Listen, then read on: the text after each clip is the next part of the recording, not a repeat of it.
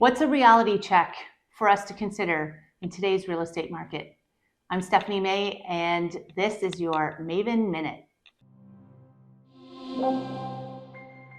I had a reality check today when I was on a conversation with a client who's a developer, and we were talking about the supply of the market. And the reality is how many factors are pushing against the supply coming to the market to satisfy the demand. I know that there is a lot of rhetoric about affordable housing in the news, and there are a lot of government agencies working towards affordable housing. And so there's a difference of, for the affordable housing, but just in terms of supply, we all know that there aren't enough units. And in fact, the province of Ontario identified that 1.5 million units is the shortage, or we're short by that number of units, housing units in Ontario right now. Part of this supply coming to the market quickly enough, or I should say one of the factors that's slowing it down, is that the province also showed that they needed 300,000 tradesmen to build this 1.5 million units of housing. But there are only 100,000 trades in the labor force right now. And to get that product built, obviously you need to have the people to build it. So that's a major factor.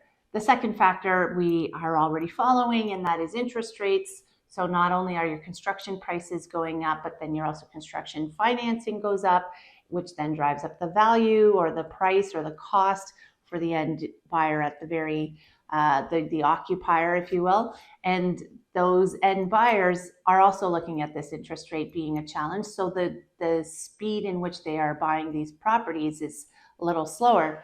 The third factor that's slowing down this supply is the municipal infrastructure. They need to have more investments into things like sewage treatment plants. There are a number of municipalities immediately around the city of Barrie who do not have a big enough sewage treatment plant or enough sewage treatment plants to supply for the amount of growth that they have designated in their official plans. How are you going to bring these buildings out if you can't actually have all the infrastructure in place? And so when the municipalities are struggling as to get the cash to do it, there's some pressure to push back onto the developers, but then in the end, it's the end buyer who pays it all. So there is a real slowdown on the supply side to reduce the amount of units coming to the market. So when there's still demand for this, because we have 1.2 million new Canadians showing up in the next 3 years.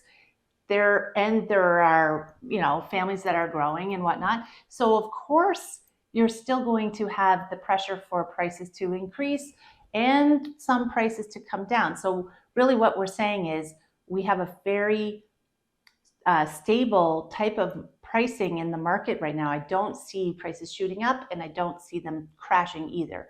So for my opportunists out there may not be a bottom of the market, and there will be one-offs here and there. Absolutely. So thanks for listening. Feel free to follow, share, subscribe, click the bell. We will enjoy carrying on, and I'll look forward to your comments along the way.